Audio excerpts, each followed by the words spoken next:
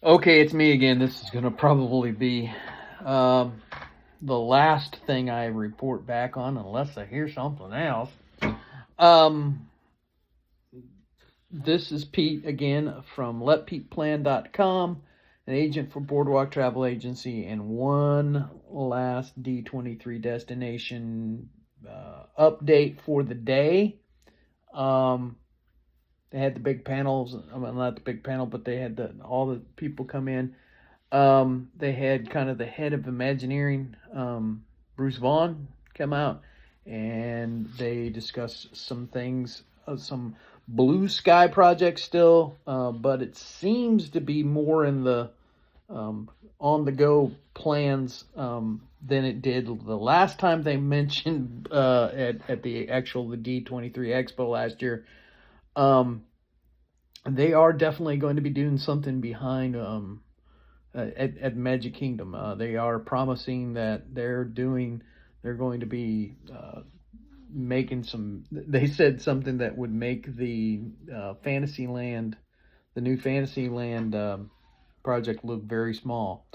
Back, if any of you guys remember, back in 2012, I think it was, all the time that the Fantasyland was kind of shut off. It looks like it's going to be back behind Big Thunder Mountain again. The One of the big things that they did talk about was Animal Kingdom and bringing a part of Zootopia, but not where you think. Um, it's going to there's going to be a Tree of Life show. I don't know if it's going to take place. If it's going to go where it's tough to be a bug type thing is, or they're doing a projection thing, and they're going to have a lot of things going on with the Tree of Life and Zootopia. Now, for Dino Land, um, never talked about specifics. However, the band did kind of play a couple of ideas. It does look like it's going to center around a new area of the world, where you have Africa and Asia, and Dinoland's going to be kind of more of a Central South America flavor. Um,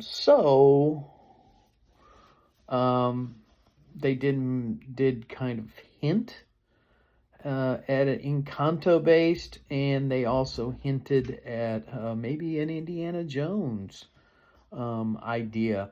Now, it could be both. It could be that Indiana Jones is exploring this area, and they come. Who knows what's going to happen? It is very much in the planning periods, and but it is going on. Doesn't mean that it'll happen. Um, and just like any blue sky thing there. But the one thing that we can be sure of at Epcot in the Imagination Pavilion is Figment is coming. Not today, but tomorrow. So he's going to start a meet and greet there tomorrow, which would be September 10th, 2023. So that is something new that Epcot is coming up with. As I said in the previous video, now we can add Figment to that.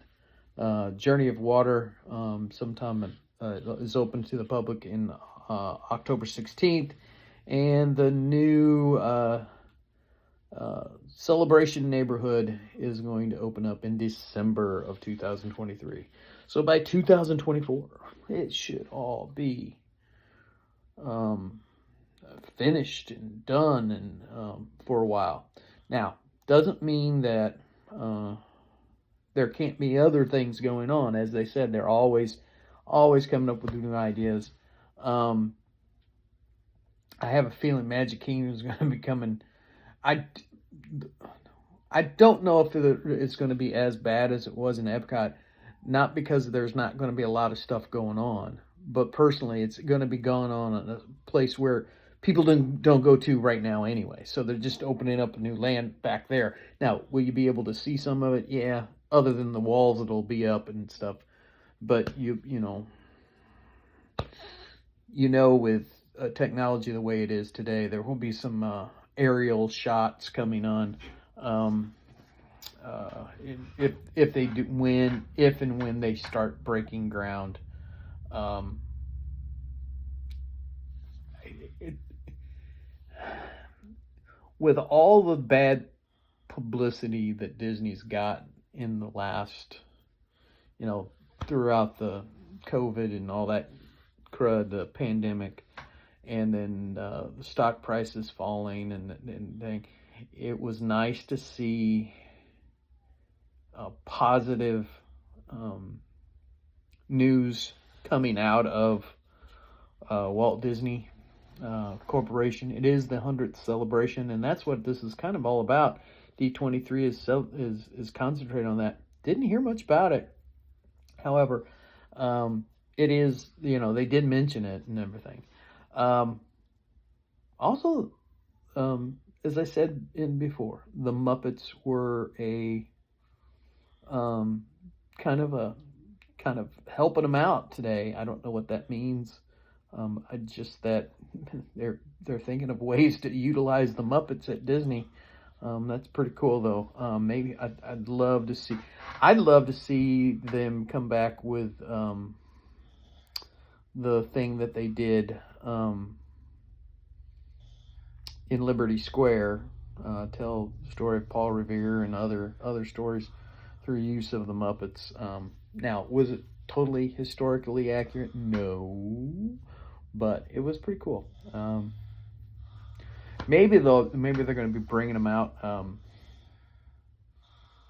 during times when the Hall of Presidents might be closed down. If depending on what the elections come out with, they're going to have to close it down unless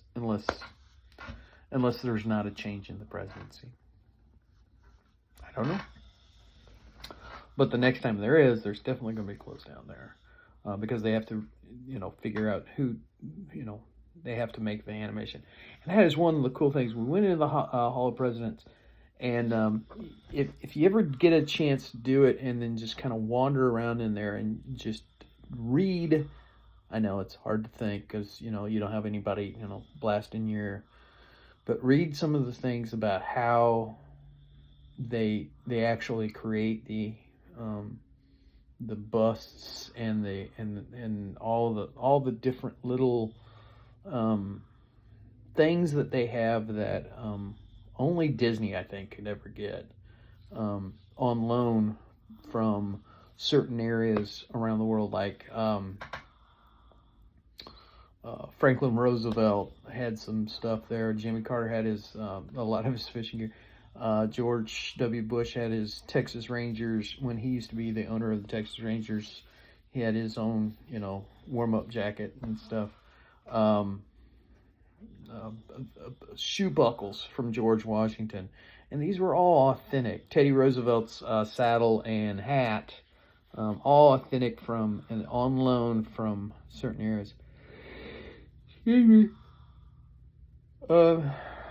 But I digress. It is time to, possibly for the last time today, wish you a very merry, not so scary, jolly, magical day. See you real soon.